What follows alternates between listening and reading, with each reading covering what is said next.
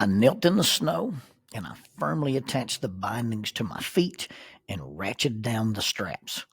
The thing I was securing to my feet was a 141 centimeter Solomon, Salomon, Solomon snowboard, not to be confused with the wise king of the Old Testament, because what I was doing was probably not wise.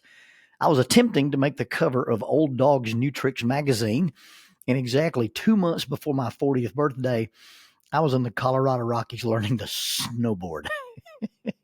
Now, I'd been introduced to snowboarding. I'd been introduced to snowboarding in Snowshoe, West Virginia. I'd actually gotten my feet wet or cold, as the case may be, on this little 2-day trip where I was going to learn the basics of snowboarding. I'd learned the theory of snowboarding in July in the lobby of a dormitory at a college in Tennessee. My friend Tim Orberson was going to teach me how to snowboard. Now, he'd been a lifelong skier, and he suddenly one day on a trip just decided, hey, I'm going to ditch the skis and learn to ride a snowboard. And he said he took him 3 days of falling down the mountain to learn to stand up on the thing. But he said, once you do it, it's unlike anything you've ever done. So we're standing in this dormitory, and he says, okay, so if you're riding a snowboard and you're standing on the board, and what happens when you ride skis is your feet point the same direction as the skis. But on a snowboard, you're perpendicular to the board. So if the board is pointed north-south, your feet are pointed east-west. And he said, so you stand on this board, and I ride goofy-footed, so that means I ride with my right foot going down the hill. He said, now, if you're standing on this board and you take your right foot and you point your toes down, and you take your left foot and you point your heels down, you flex the board and you'll do a forward-facing turn. If you do the opposite, the heel of your right foot goes down and the toes of your left foot go down, you'll make a backwards-facing turn, and that's how you drive a snowboard. Now, in order to learn to do this, you've got to practice two skills. One is called toe siding, and the other is called heel siding. And so you get on a ski slope, and you strap your board on, and you put your toes facing the mountain, and you drift down the mountain in a left to right pattern until you run out of energy, and then you drift the opposite way and you go back right to left, and you're making these really small arcs, left to right, right to left, left to right, right to left, and you never change your orientation. Your toes are always pointed at the mountain. That's called toe siding. And then you go back up the top of the slope and you learn to ride this thing with just your heels.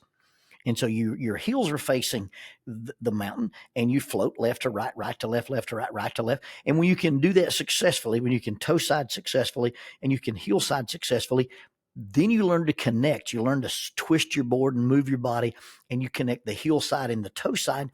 And that's when you're riding a snowboard. That's when you can, quote unquote, carve. Some of the cool guys out in Colorado, using that lingo that they use, call it shredding the gnar. When we made our trip out to Colorado, we were all going to leave on a Sunday afternoon after worship services. And my friend Kyle Traylor had been called upon to pray. And so Kyle's in the pulpit and he's praying his Lord, in a few hours, some of the gentlemen from this congregation are going to go out into the mountains for some fellowship and some recreation. And Lord, be with those guys while they're shredding the gnar. I'm not sure I've ever heard anybody ask God to bless us while we shred the gnar. But anyway, I got an introduction to the snowshoe falling leaf pattern, and I learned the theory at the dormitory in the summer, and now here it is. It's 2 months before I turned 40, and I'm in the mountains of Colorado, and I'm going to learn to shred the gnar. I'm going to learn to connect my toe side and my heel side. To complete this picture, you got to understand that my friends had said, now you need to wear stuff for these cold conditions. You need to have something that's windproof and waterproof. These guys had all been lifelong skiers. They've been skiing since they were kids. They had the proper gear. Well, my windproof, waterproof stuff is mossy oak camouflage.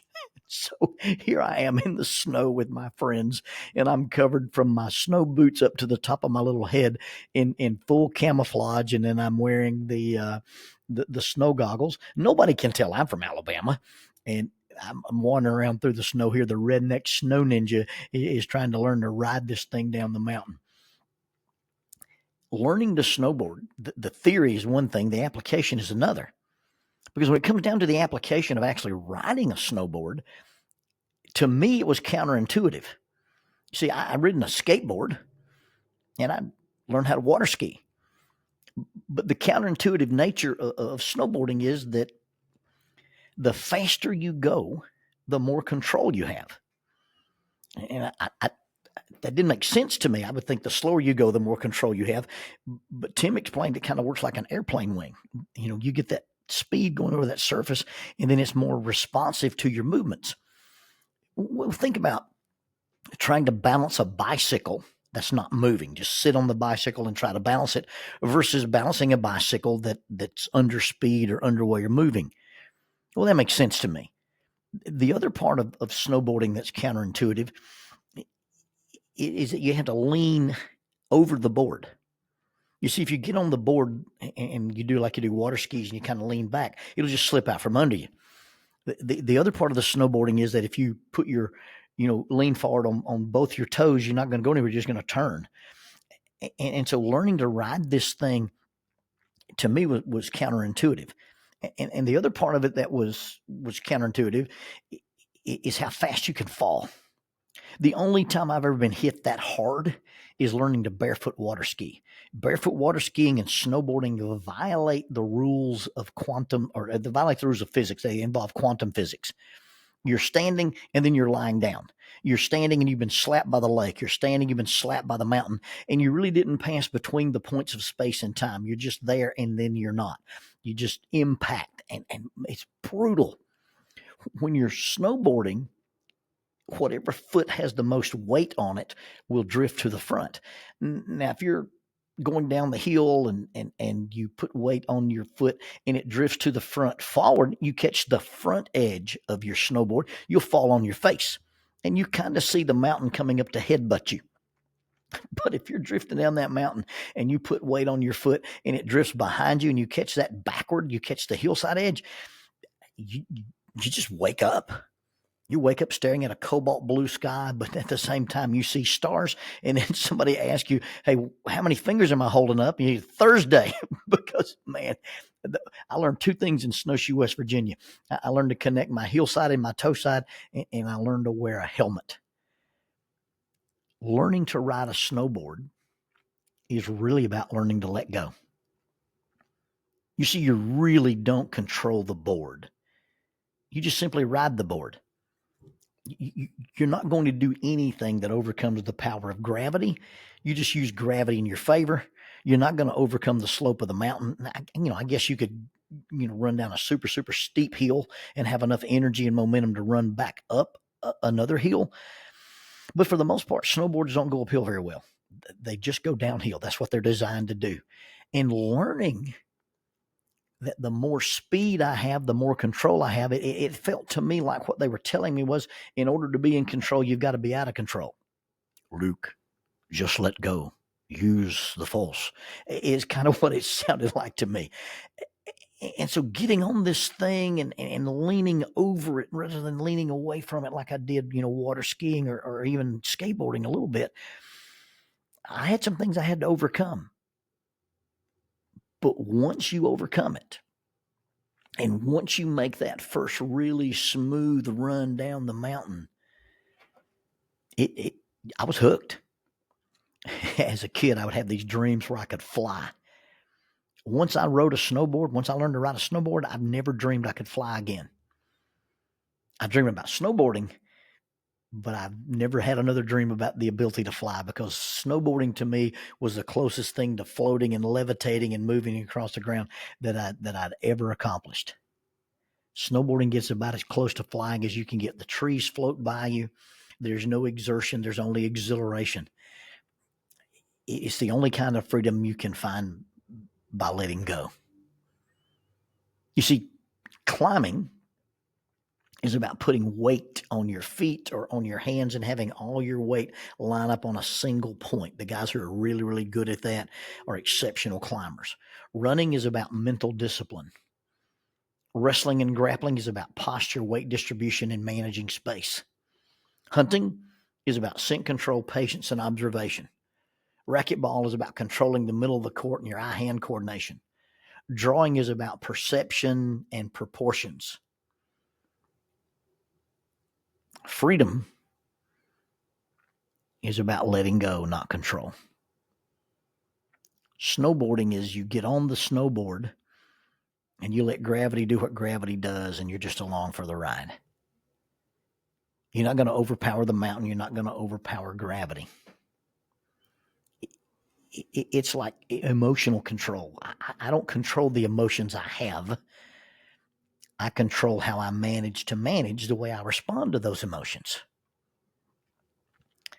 But once you learn to let go, once you learn to enjoy that experience of freedom, once you learn that you're really not driving the board, you're riding the board. Snowboarding doesn't sound that counterintuitive. You think, oh, that's the way this should work, because that's what it's designed to do. You get on this thing and there's no friction coefficient and gravity's going to pull you down the hill. You've just got to decide, am I going to fight the gravity, or am I going to just ride the gravity and control the direction that the gravity takes me? I can't control the gravity, but I control my response to the gravity. The counterintuitive nature of it is very, very similar to Christianity. See, Jesus said peace comes from within and is not dependent on external circumstances. He taught that riches did not consist of the things that we own or touch or spend, but in what we give and what we share. Jesus taught in order to be a person of significance, we weren't the people in charge, but we were the people who serve. Jesus taught us to treat people based on what they need, not what they deserve. And he taught us that the only way to live was to give up our lives. And the only way to be truly free was to become a slave. Pretty much the opposite of what everybody else thinks works, pretty much the opposite of what we might naturally choose to do when left to our own devices, pretty much the opposite of how we think it should work. And when we don't do it that way, when we try to do it according to the other set of rules, when we try to do it according to what we think our experience has taught us, when we don't do it that way, it pretty much explains why we fall. It explains why we can't understand why we fail. And it's probably the reason the fall seems so fast, so shocking, and so painful.